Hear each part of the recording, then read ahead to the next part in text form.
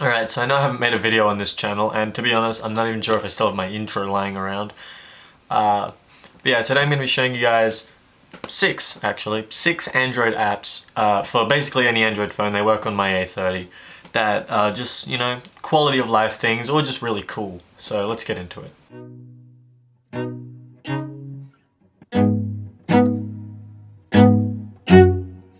Okay, the first one's more of like a companion to like wireless earphones or like Bluetooth speakers or something. It's called Bluetooth Audio Widget. It basically allows you to put widgets of like specific Bluetooth audio devices on your home screen, and it's just really cool because not everything has like an Apple H chip in it. So, you know, this allows you to have the battery displayed on the home screen along with like an icon. You can import your own icons, so like what I've done with my SoundPads, which I am actually back to using, and I'm going to make a review of these ones at some point. So yeah, it's just like a really cool thing. You can change it, really customizable. That's what I like, and it's minimal, and there's minimal ads, and it actually lets you use the widget function. Like some Bluetooth widgets don't let you use the widget function without paying. They just let you set it up and get it ready, and then you have to pay. But this one doesn't, which is really cool. Another one which I'm sure all of you guys have heard of is Google Keep Notes. This is just automatically syncing. It allows you to make a note on your phone, edit it on your computer, and then also edit it on your tablet or laptop without having to think about it. You just go in and write, and then you go leave it, and then you come back on everything. And I use this over Google Docs because Google Docs is just more of like an actual word processing thing, and sometimes I just want to write things down that are like really short, and Google Keep is the way that I do that, and I've been using it for years. Another one on this list, which I think is my favorite, like my absolute favorite thing, is heart rate monitor. It's fairly accurate. I don't really have a thing to test it with, but basically this uses the camera, and I'm not going to pretend like I know how it works, but this uses the camera to basically it turns the flash on, and it like captures your heart rate somehow. I don't know how it does it, and it doesn't tell you how it does it, but it does it. It's just really cool, and it just displays the heart rate.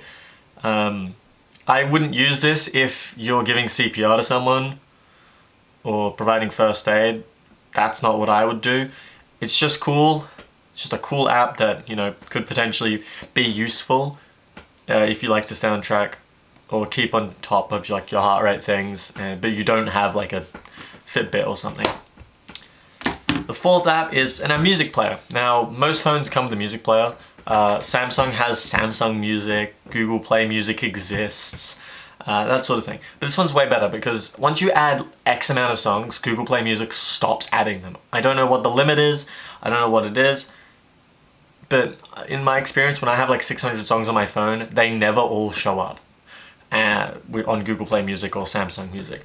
RetroMusic is like a material design kind of music player with tons of customizability, and it just feels good to use, you know? It doesn't override the lock screen with icons. It plays really nicely with Bluetooth devices, and it just looks really good. The fifth app I have is not actually on the Play Store because I think it like violates Google's terms of service because of how it's made, but it's YouTube Advanced. It's really popular, and basically what this is an ad blocker for YouTube. And dark mode, like actual AMOLED dark mode. I don't actually know if YouTube itself has AMOLED dark mode. I haven't used YouTube app in like a year, but this is infinitely better because it has an ad block. It allows you to put the comments back in the same place where they used to be, or put them in the new place.